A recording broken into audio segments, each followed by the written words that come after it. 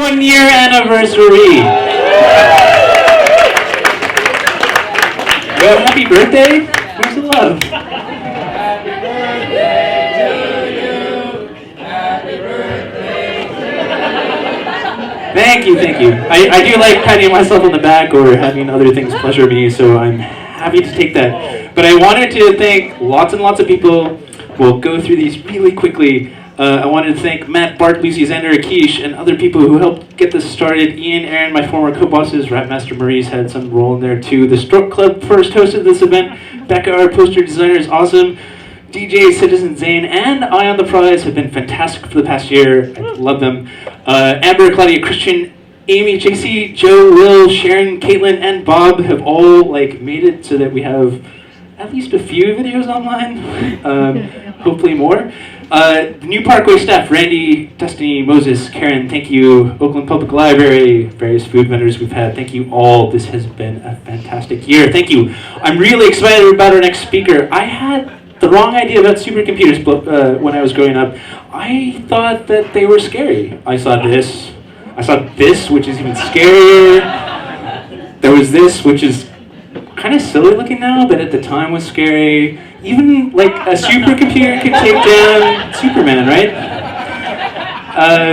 But our next guest, I believe it's our first out-of-town Nerd Night speaker, all the way from Colorado, here just for the Science Festival, I'm sure, is Paul. He'll tell us why supercomputers now spend times identifying cats and watching cat videos. He'll tell us why they're obsessed with OMG and other slang, and how once they learn the slang, it's a hot mess. And Watson, the famous Jeopardy computer, actually used the word bullshit to answer a researcher's query. And then he'll also explain why I should still be afraid of them, I assume. Here's Paul.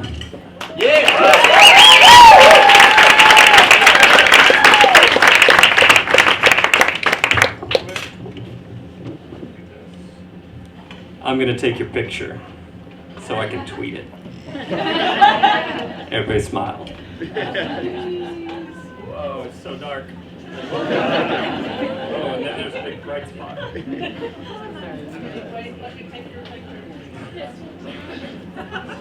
We got hecklers. All right, so hi, I'm Paul Constantine. I am at Dr. Paul Enomiel on Twitter. It's clever, right? I'm an assistant professor in mathematics at the Colorado School of Mines. That's M-I-N-E-S. That's not Minds or Mimes.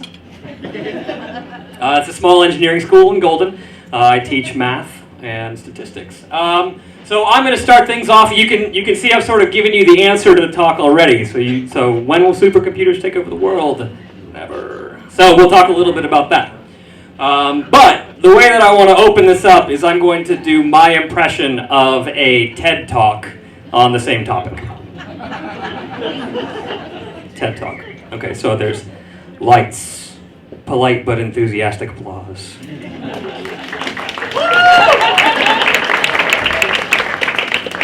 Thank you all for coming. In what follows, I will present a series of lofty metaphors and isolated anecdotes that will infuse you with such optimism that recognizing the great human potential in all of us, you'll have no choice but to smile at the next homeless man you see until he asks you for change. Change, my friend, you will say? Change is coming. Change is coming. I want to tell you a story about a meeting that took place in a small coffee shop in western Montana. An unlikely place for the birth of a revolution. In May of 2006, former MIT Media Lab custodial staff Surajit Ramanujan met Karen Muskegee, a two-time campus tour participant at Stanford. Fueled by 6 espressos and a dream of the future, they invented the now famous algorithm Zero-Order Machine-Based Interaction, or ZOMBie. How will it scale, Surajit asked. Karen smiled. We'll put it in the cloud. Of course, it was so simple. Fast forward to today, you can see from this chart that I drew that ZOMBie has resulted in an exponential increase in global faith in humanity. Unfortunately, I can't go into the details right now because there aren't any. But as supercomputing draws closer, with the emergence of XPU processors and the forthcoming Google Shot glass, the next 20 years will see a new frontier in AI. Here's a picture of a smiling child. Thank you very much. Okay, so that's my impression of TED. So, yeah. And I'll leave it at that. What am I not going to talk about? I'm not going to talk about artificial intelligence. If someone can give me a non-controversial definition of regular intelligence, then I'll start paying more attention to artificial intelligence. I'm not going to talk about big data. I'm not going to talk about the NSA. And I'm not going to talk about quantum computing. All of these things, you may have associated with supercomputing in one time or another. I'm instead going to talk about sort of what the biggest supercomputers in the world are actually doing and what it means to program these kinds of machines. So let's start simple. Supercomputer. Supercomputer is a bunch of regular computers connected together in a big room, just like this. So this is Lawrence Livermore National Labs Sequoia. It has 1,572,864 processor cores. So your laptop, for comparison, has probably like 2, maybe 4 cores. Whoops. They're mad at me. I'm sorry. So anyway, so this is what a supercomputer is. It's literally a big room of regular computers that are all connected together. Let's see. And supercomputers are really expensive. So to design and buy a supercomputer costs roughly between 100 and 250 million. So not the kind of thing that you or I want to buy. And then on top of that, there's maintenance cost and this power bill of $6 to $7 million for just for running it on its day-to-day operations. So I think Sequoia runs about like 7 megawatts. So that's a lot of power. And let's see. Okay, so how do you actually measure the performance of a supercomputer? The way that supercomputers the performance is measured is by solving a big system of linear equations. So maybe you remember from your Algebra 2 class how to solve a system of 2 equations with 2 unknowns, right? You do some substitution. Well, it turns out that the benchmark for computers is solving a system like that, but with like 10 million equations and 10 million unknowns. And the way that they measure this is in something called flops. And a flop is a floating point operation per second. Sometimes people use flop as like the singular of flops and like how many floating point operations is it doing. And a floating point operation is basically like arithmetic, right? It's like addition, subtraction, multiplication, that kind of thing. So how many of those is it doing per second?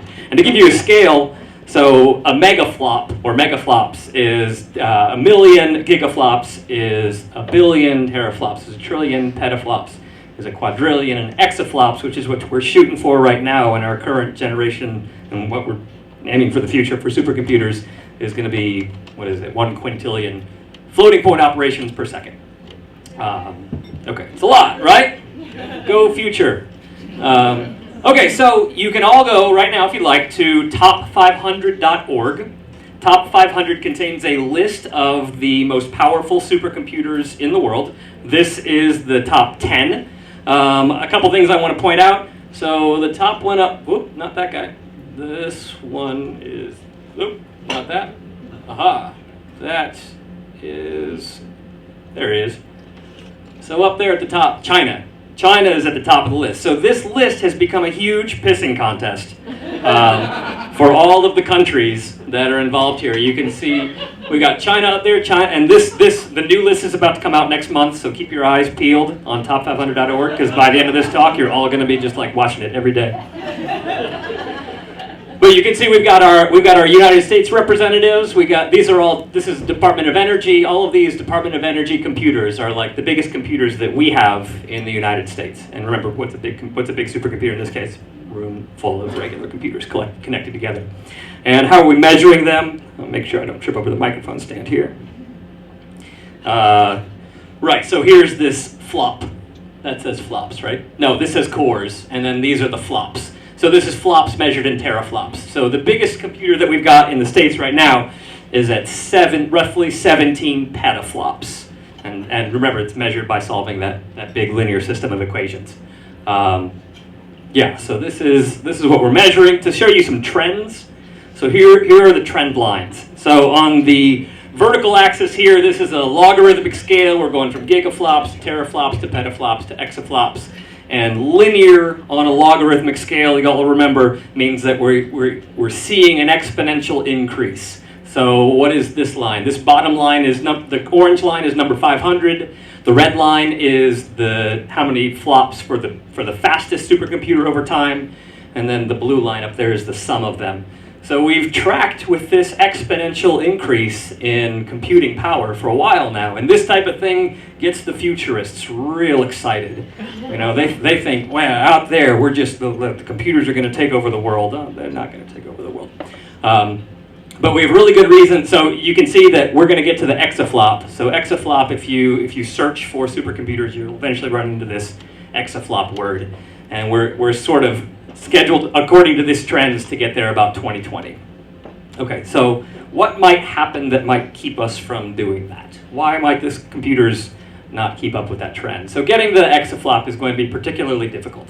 One reason is because processors have stopped getting faster. I think my first computer that I had was like 150 megahertz clock cycle in the processor. And they've basically stopped getting faster. Processors aren't getting faster. We can't just build the same machine and put in the new processors and have everything go a lot faster. We also have a very, very ambitious power target of getting to exaflops with just 20 megawatts. So right now, that Sequoia machine, I think, is running like 7 megawatts, and we're at 17 petaflops. If I did my math right, which I don't always do, I think in order to get to the exaflop with this power, we need a roughly 60-fold increase in performance for a 2.5-fold increase in power. So imagine that you worked at a flip-flop factory, and you work one day a week, and you make so many flip-flops, and your boss comes in, and your boss is like, hey, you've got to produce 60 times as many flip-flops, and you're only going to work, I'll only let you work, Tuesday and half a Wednesday. You work Mondays right now. Like, you'd be pretty worried. So right now, the Department of Energy is concerned about this. How are we going to get to the exaflop? How are we going to do it before China does? How are we going to do it before Europe does? It's a big deal. And also, when you put all these computers together, if you have one desktop in your room, then it doesn't fail very often. But when you connect a million of them together, then the failures become much more frequent. And to get the entire thing connected together and working all to solve the same problem, if one of them fails, it's not entirely clear how to still get the right answer if one of the computers fails. And so if they're failing, then it's going to be tricky. A lot of money is going into this. A lot of your taxpayer dollars are going into this right now. They're paying me to do the math for these kind of things. Okay. So what is it that supercomputers actually do? Okay, so we're going to take an excursion, and by excursion I mean the rest of the talk is going to talk about computational science. So my degree is actually in computational science. And computational science is not just computer science, okay? So computational science is doing science with a computer. Or you might say that it's the science of doing science with a computer. And then computer science is the science of the computer. Now you can hassle me, well, what if I do the science of a computer with a computer? Well, it's like chicken fried chicken if you're from the South. Right? You guys remember those? Actually, a funny story about this. So I was, a few years ago when I was still in grad school, I was at the Lone Palm in the Mission, just hanging out, doing my thing, and chatting up this girl at the bar, and she's cute, she's, sassy looking, got the sleeve tattoos, and, talking to her and telling her I go to grad school, and I'm like, yeah, I'm studying computational science. And she goes, oh, that's cool, my brother studies computer science. Recognizing a teachable moment, I'm like, well, no, actually, computational science is science of, sometimes we call it scientific computing, it's not computer science. In my head, I'm like, dun, dun, dun, dun, the more you know. But she's like, oh, okay, I see, so you're not really a douche bag, you're more like a bag of douches. I didn't get very far.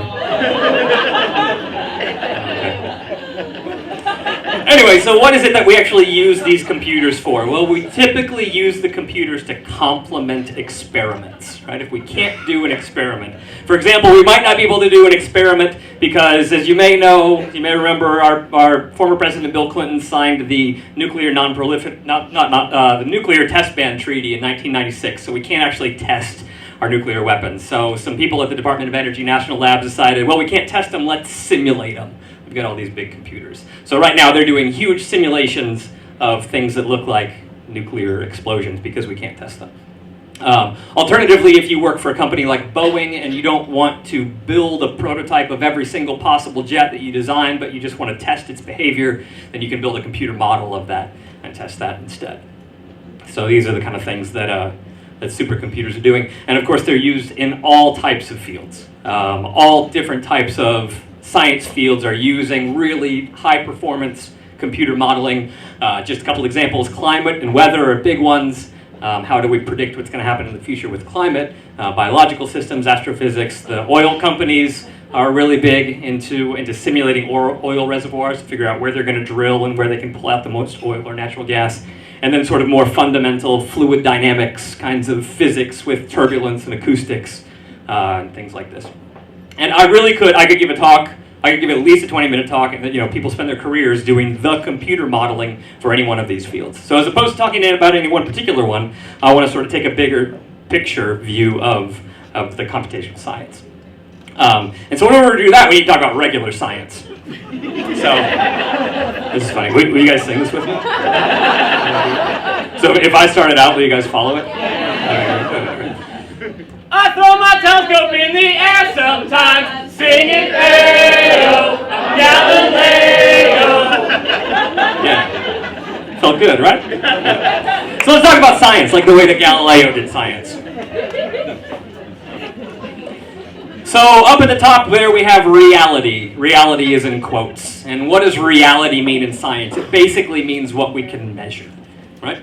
And so down on the bottom, your left here, we have our mathematical model. And I suppose that several of you have taken calculus. You probably remember derivatives, and you might have heard of differential equations. So many of our physical mathematical models that model our attempt at understanding reality are built on these differential equation things. So for example, if I measure in a laboratory how quickly heat transfers through air, and I put a space heater over in that corner of the room, then I might have some idea of what the temperature distribution is in this entire room just from the mathematical model, understanding how quickly heat transfers through air. And so then I could make a prediction. So with that mathematical model, I could predict what the temperature in the room would be. In order to validate that, what would I do? I'd give each of you some kind of a thermometer, right? And then you would all be measuring the temperature at your particular point, and then I could validate that mathematical model. Of course, it's more complicated than that, right? It's not just I put a space heater in the room. All of you are producing heat, and then there's lights, and then I'm sweating, so I'm a little nervous.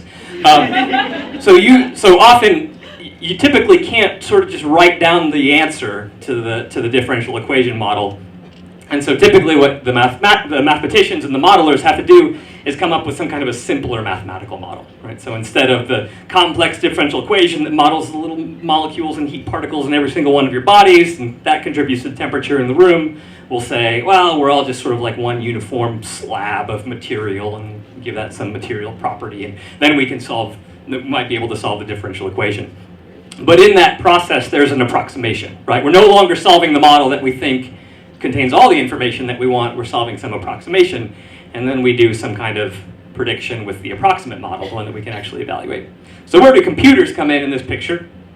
So a computer model is essentially an approximation of this mathematical model that we can't solve completely, right? That we can't write down the solution to, because it turns out people aren't that good at math. And I mean, like, all people. Like, the professional mathematicians are not very good at writing down what the answers to these computer models are. What the mathematical models are. So instead, we construct an entire science of how to build the computer model that approximates this mathematical model. So to give you kind of a picture of what's going on, imagine that the black line is the solution. Oh, sorry, I gotta stand on the light here. Imagine that the black line is the solution to the real mathematical model that we want to solve, and then this blue line is like our approximation. Okay, and so this is, you probably all say this is not a very good approximation, right? We're not very close to that black line, the thing that let's say that's the temperature in the room from this side to that side or something like that. And so this might be a really easy model to compute. It might be really cheap. We might be able to get away with using a laptop or something like that, but it doesn't give us a very good approximation. But if I increase my resolution, if I add more points to my approximate model, it becomes a little bit more expensive to compute, but we're starting to capture some of the main features of that model, the real math model. And as we add more points, the approximation gets more expensive, but we start to get a better representation of that mathematical model that we couldn't just write down the answer to, and then we can do prediction with that. Okay, so, and by this point, by the time we spend enough money, we think that we can get a pretty good representation of that math model and go from there. Okay, so that's why we need supercomputers. So if you'd like to impress your friends at the next party, you can use the word multi-scale in a sentence. So the reason that we need supercomputers is to resolve the multi-scale features that show up in most of these physical models. For example, a really good example is climate, because climate has tiny little cloud particles that you want to be able to model, and then it has these enormous trends of clouds moving around and like the Gulf Stream, and the size of the Gulf Stream compared to the size of a cloud particle, there's a big scale difference there. And also in terms of the time scale, if you want something that flows through the air might be moving very quickly, but the rate that the ice leaves the ice caps or melts off of Greenland is going to be much, much slower. And so resolving these time scales, that is the reason that we're trying to get to the exaflops, so that we can get better approximations with our computer models of the math models. Okay, and how am I doing? Oh, look at that for time. I'm killing it. And we're at the end of the talk. So these are questions. This is the Choose Your Own Adventure part of the talk. This is a real book. This is really a supercomputer Choose Your Own Adventure book. Isn't that awesome?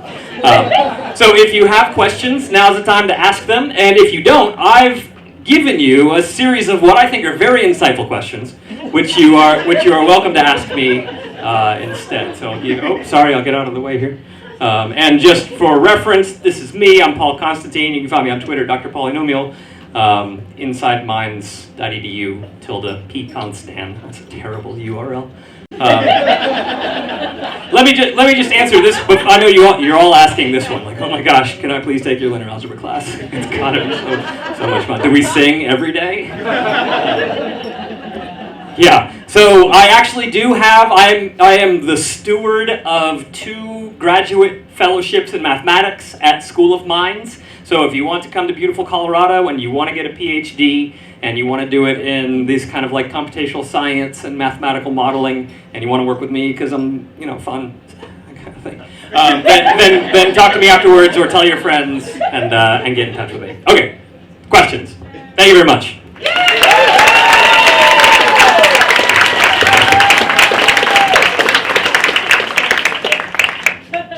Yes, sir. Why the School of Mines? Why does School of Mines need School of Mines does all sorts of computational modeling. School of Mines is closely connected to the oil and gas industry. In the oil and gas industry, like I showed that sort of picture of the oil reservoirs, they do a lot of computational modeling. There's also a lot of fundamental science that happens at School of Mines. It's an engineering school, and they do a lot of research. Department of Energy Research, NSF, DoD, the sort of the standard funding agencies, as well as a lot of research that goes to big companies, industrial research, and all of those researchers are, there's more and more computational modeling. I'm hoping that we'll be able to put resources somewhere. If you guys are interested in other parts of supercomputing, computational modeling, I'll have a list of links somewhere. Yes, ma'am. Well, here in the Bay Area, we have a lot of people who are activists against climate change. Yes. It's the same in Colorado. I'm okay. I have to repeat. So in the Bay Area, there are lots of people that are activists against climate change, and it's sure the same in Colorado. Yes. Yeah. So I was wondering, given that our supercomputers can know so much about climate change and these multi-scale. Sure. Nice. You see what she did? Nice. I'm impressed. Can we solve climate change with supercomputers? What the hell new? Well, so one of the questions up here. Where is it? Yeah, Yeah, the second question down. What if my original math model isn't any good? Right, the best that the supercomputer can do is reproduce the results of that math model. So if you think that we've got the math model right for climate, then the faster, bigger supercomputer will get closer and closer to the solution of that math model. But we don't know that that math model is perfect, right? So there's a lot of, actually my field of research is a thing they call uncertainty quantification, which is if you have an experiment, you often get like error bars on the experiment, right? So, but how do you get error bars out of a simulation? That's a lot of what I work on. And so in climate studies and climate change, that's a huge deal right now, like how to get those error bars and to quantify our uncertainty in those big computer models. But there is a lot of uncertainty, and I would consider myself an advocate for for climate science for sure, and I think the climate scientists are doing the best job they can. And my dad's not. My dad's one of those climate skeptics. He sends me articles from the Heritage Foundation. It's pretty fun. Yeah, love you, Dad. You're gonna watch this. But you know, I tell him the climate scientists are the biggest climate skeptics because they want to make sure that that model is the best model that they can get, and so they're always questioning it, always trying to make it better with the best available data, the best supercomputers, and the best measurements, the best theory, all those things working together for climate science. One more question. Yep, I saw a hand in the back. How many flops do you think we need to accurately predict the microclimates of the Bay? Oh. Microclimates of the Bay. Yeah, I have no idea. I'd be happy to drink a beer with you and talk about that. But you know, I don't know that I would measure it in flops. I would measure it in resolution. Like I think the best climate models now are maybe at like 1/8 of a degree if you sort of do degrees, latitude and longitude. And that's not very highly resolved. And the problem with saying, well, let's just resolve around the Bay Area is that means you got to get the parts that are around the Bay Area perfect in order to get the parts that are the Bay Area perfect.